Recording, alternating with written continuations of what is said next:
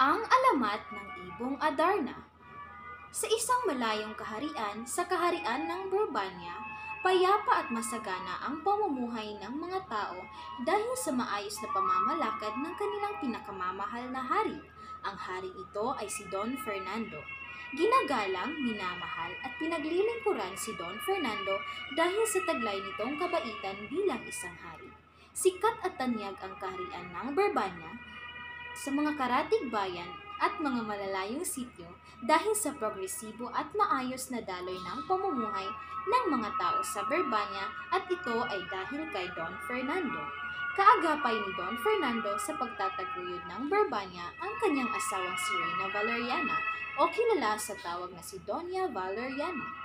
Ang mag-asawa ay mayroong 3 anak na lalaki na sina Don Pedro, ang panganay, Don Diego, ang pangalawa, at ang bunso ay si Don Juan. Lahat ng anak ng mag-asawa ay magigiting at nakalaang maging tagapagsunod sa pamamalakad ng Burbanya. Ngunit, isang araw, dumating ang isang malaking tagtuyot sa kaharian ng Burbanya. Si Don Fernando ay nadapuan ng malubha at mahiwagang sakit na hindi mabatid ni Numan ang lunas ng kanyang karamdaman. Nalungkot ang lahat ng tao sa kaharian ng Burbanya, kaya pinatawag ang pinakamagaling na mga manggagamot sa kanilang lugar upang alamin at gamutin ang kanyang karamdaman. Ngunit hindi nila mawari ang tunay na karamdaman ng hari at wala silang nagawa upang gamutin ito. Makalian ang ilang araw, isang ermitanyo ang dumalaw sa nakaratay na hari ng Burbanya. Ikinalulungkot ko ang iyong karamdaman, mahal na hari. Kaya ako'y naparito upang ibahagi at ipaalam sa iyo ang tanging lunas na makapagpagaling sa iyong karamdaman. Maraming salamat, matandang ermitanyo. Labis ang aking tuwa sa iyong pagbisita at paghatid ng iyong magandang balita. Maraming salamat, matandang ermitanyo. Pwede po ba naming malaman ang tanging paraan upang maibalik sa maayos na kalagayan ng aking asawa? Tanging ang awit ng Ibon Adarna ang makapagpagaling ng kanyang sakit. Sa puno ng Pedras Platas, dito matatagpuan at dumadapo ang napakagandang Ibong Adarna. Bago mo ito makuha ay dapat mo munang danasin ang mga pagsubok sa pagkuha ng mahiwagang ibon.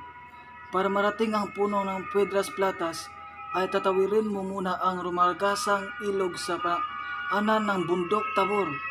Akyatin mo muna ang bundok ng Tabor at saka mo madatdatan ang puno kung saan ito dadapo. Huwag mo ngayahan ang sarili mong abutin ng gabi sa lilim ng puno sa kahihintay sa ibon na gayoy hindi ikaw ang mapapahamak. Labis ang pagkamangha at pag-asa ang namutawi sa mga mata ng hari nang malamang mayroong paraan upang mawala ang kanyang malubhang karamdaman. Ngunit ang sino mang makakakuha sa ibon ay maaaring mapahamak dahil sa layo ng lalakbayin. At hindi rin maaaring ang mga tao sa kaharian ang kanyang utusan dahil mahal niya ang kanyang mga nasasakupan. Kaya naman, kanyang binigyang pagsubok ang kanyang mga anak upang madala sa palasyo ang naturang ibon. Ama, hindi maaari. Sabi ng matandang ermitanyo, maraming mapapahamak at ang sinuman sa pagkuha ng ibon na yun. Oo nga naman, Ama. Kami naman ang mapapahamak pag naglakbay kami at kukunin ng ibon. Maaring masukal at nakakatakot ang lugar na tatahakin namin, makuha lang iyan. Ama, kung ano man ang makakabuti sa iyo ay aking gagawin. Tatahakin ko ang anumang pagsubok na yan, pagalingin ka lang. Ang haring ito ay si Don Fernando. Ginagalang, minamahal at pinaglilingkuran si Don Fernando dahil sa taglay nitong kabaitan bilang isang hari.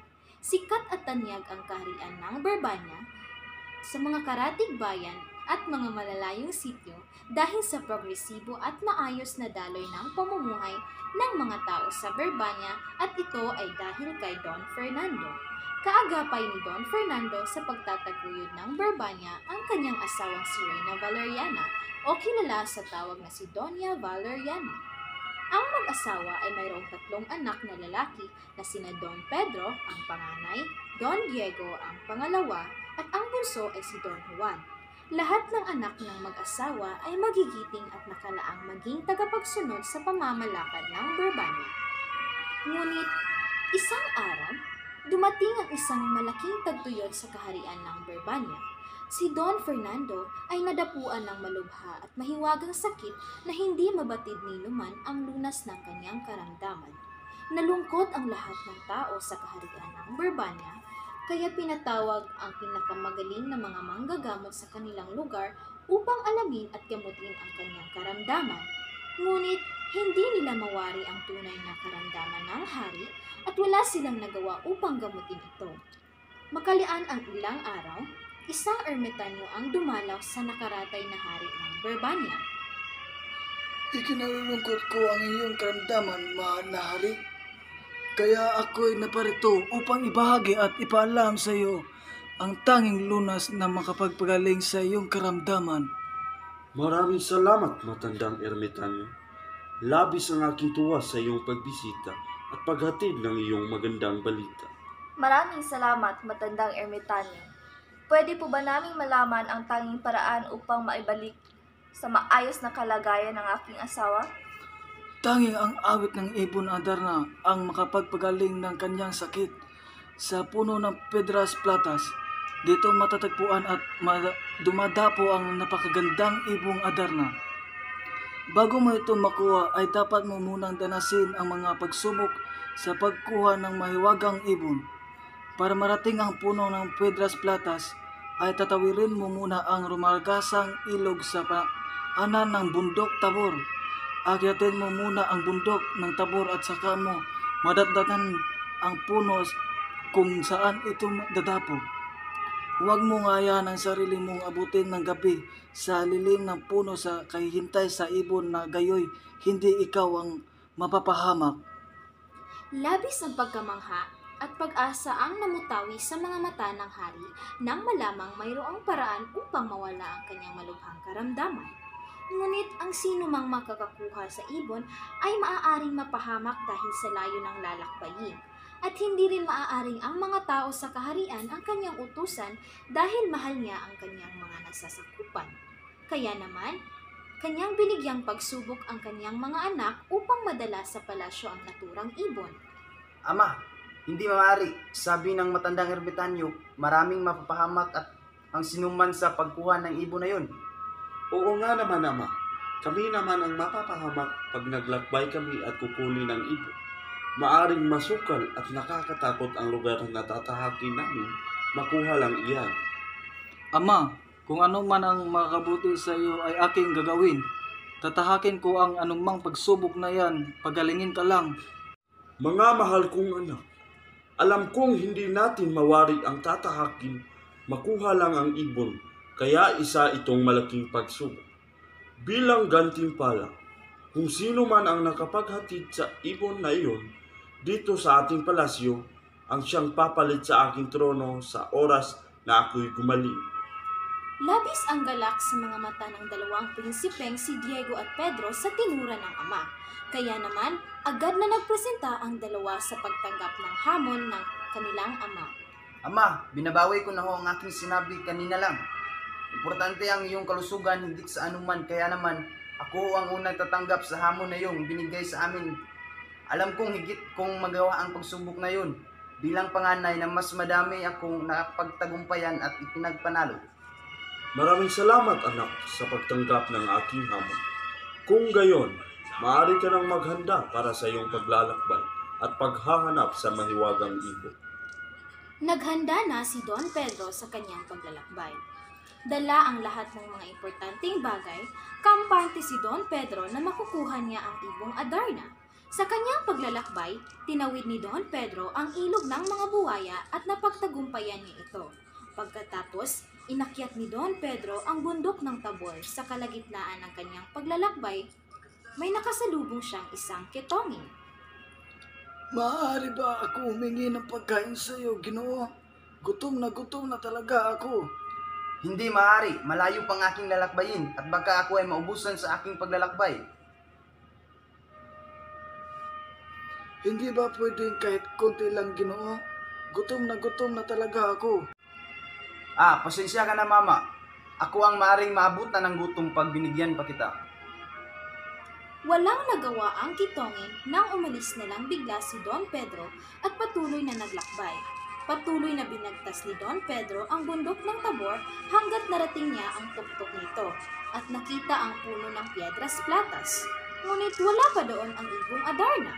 Sa wakas, ito na ang sinasabi nilang puno ng Piedras Platas.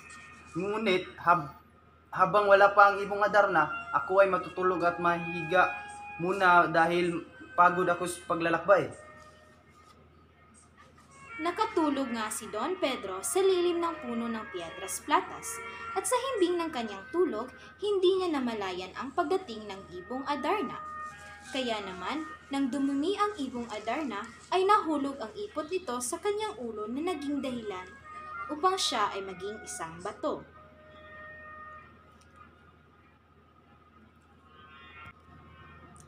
Nagtaka ang mga tao sa palasyo dahil hindi pa nakakabalik si Don Pedro, sumapit ang isang linggo at hinang-hina na ang kanilang amang hari. Kaya naman, si Don Diego naman ang sumubok na maglakbay at kuhanin ang ibong Adarna. Sinasabi ko na nga ba, puro yabang lang ang alam ni Pedro. Mabuti pa'y akin siyang sundan at makuha ko na rin ang ibong Adarna. Mag-iingat ka, anak. Mag-iingat ka, kapatid. Naglakbay si Don Diego patungo sa bundok ng Tabor. Natawid niya ang ilog ng mga buwaya at narating rin ang kalagitnaan ng bundok. Katulad ni Don Pedro, ay nakasalubong din ni Don Diego ang matandang kitongin. Magandang hapon, Ginoo. Ako'y gutom na. Maaari ba akong makahingi ng kahit konting pagkain sa inyo? Hindi maaari. Ako'y nagugutom na at kaunti lang ang dala kong pagkain. At sino ka ba? Ba't ang dumi-dumi mong tignan? Umalis ka nga. Walang nagawa ang matandang kitongin kaya naghiwalay na lang sila ng landas. Makaraan ang 4 na oras ay narating na ni Don Diego ang puno ng Piedras Platas. Ngunit kagaya ng nadatna ni Don Pedro, wala pa rin dito ang ibong Adarna. Kaya nagpasya ang prinsipe na matulog na lang muna dahil sa pagod ng kanyang paglalakbay. Sa layo ba naman ng aking paglalakbay, ay wala pa rin naman pala itong ang ibong Adarna. Ang mabuti pa ay mamahinga na lang muna. Dumantay si Don Diego sa isang bato habang namamahinga sa lilim ng puno ng Piedras Platas. Ang hindi niya alam, ang bato palang iyon ay si Don Pedro. At dahil sa mahimbing na tulog, hindi namalayan ang pagdating ng ibong Adarna. Kaya naman, kagaya ni Don Diego, naiputan siya ng mahiwagang ibon at naging isang bato. 2 linggo na ang nakakalipas, ngunit hindi nakakabalik ni isa man kina Don Diego at Don Pedro. Labis ang pangamba ng amang hari at inang Reyna sa hindi pagbabalik ng 2 nilang anak. Labis ang aking pangamba sa ating mga anak. Sana hinayaan ko na lang na manatili ang aking sakit kaysa mawala ang mga anak ko. Huwag mong sabihin yan, Fernando. Mahahanapan natin iyan ng lunas at makakabalik ang ating mga anak. Ama, ina, panahon na siguro na ako naman ang maghanap sa aking mga kapatid at sa ibong Adarna. Pero anak, kami ay natatakot sa iyong kaligtasan. Baka ikay hindi makabalik kagaya ng iyong mga kapatid. Huwag kang matatakot, Ama. Kakayanin ko to para sa inyo.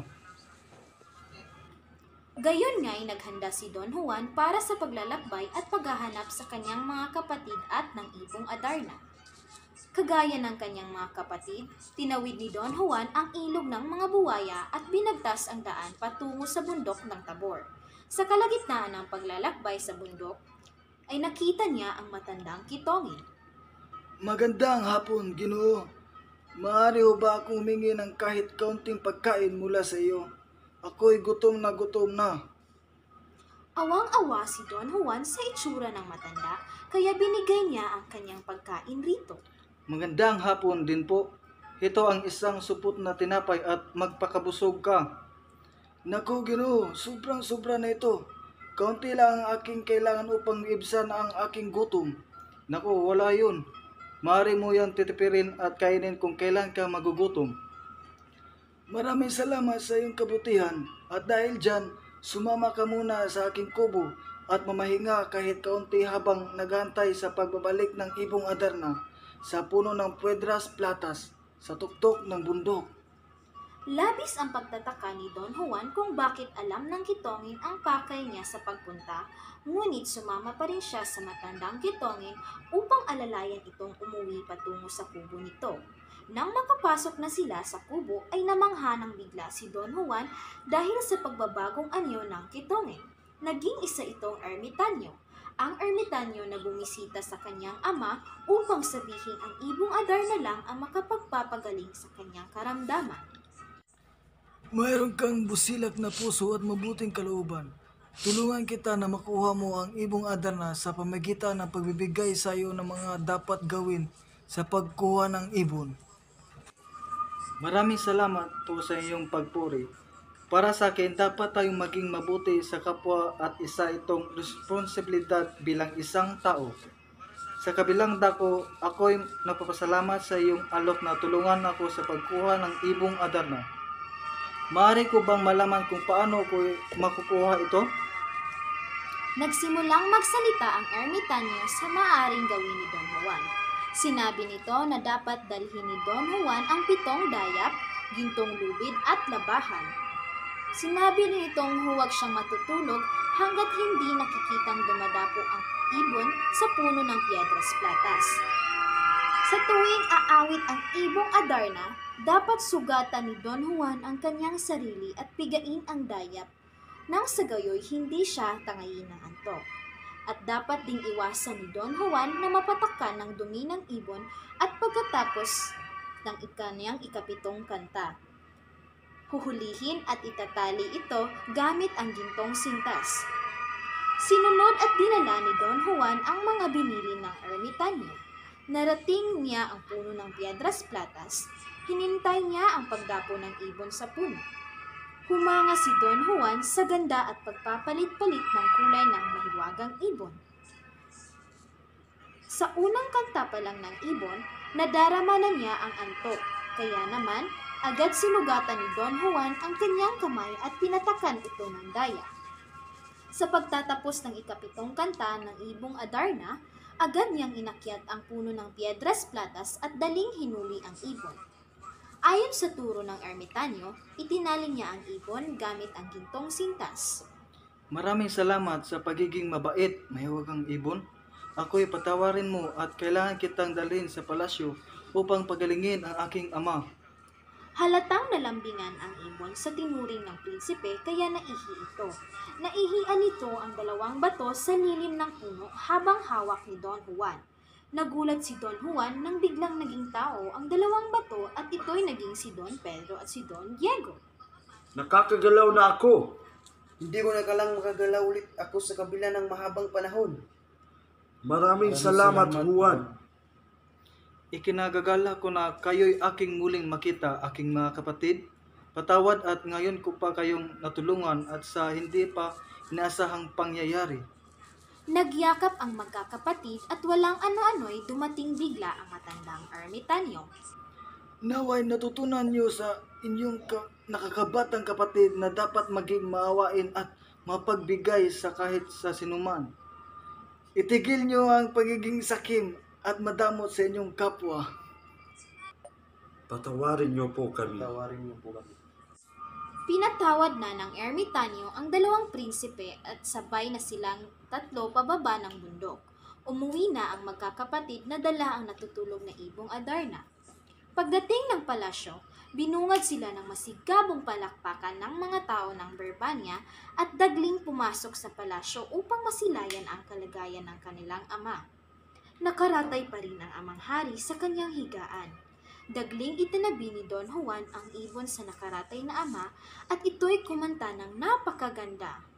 Hindi ito awit na nakakapagtulog, ngunit isa itong kantang nagbibigay sigla.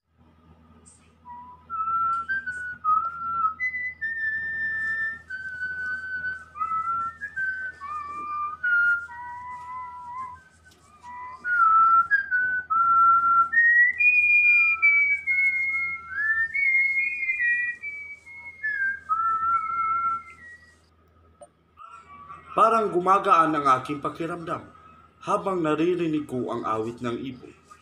Tumayo ang hari at biglang napasigaw sa saya. Masigla na ako! Maraming salamat mga anak. Ama, kay Juan ka magpasalamat. Siya ang nakahuli ng ibon at siya rin ang nagbalaya sa amin sa pagiging bato habang buhay. Salamat, Juan. Bilang pagtupad ng aking salita, ibinigay ko na ang aking trono sa iyo bilang hari. Nagbuni ang lahat sa Berbanya sa araw ng paglilipat ng trono kay Don Juan. Kagaya ng pamumuno ng kanyang ama, naging masaganang muli ang pamumuhay ng Berbanya at masaya ang lahat kagaya ng kanilang nakagawian. At iyon ang kwento ng Ibong Adarna.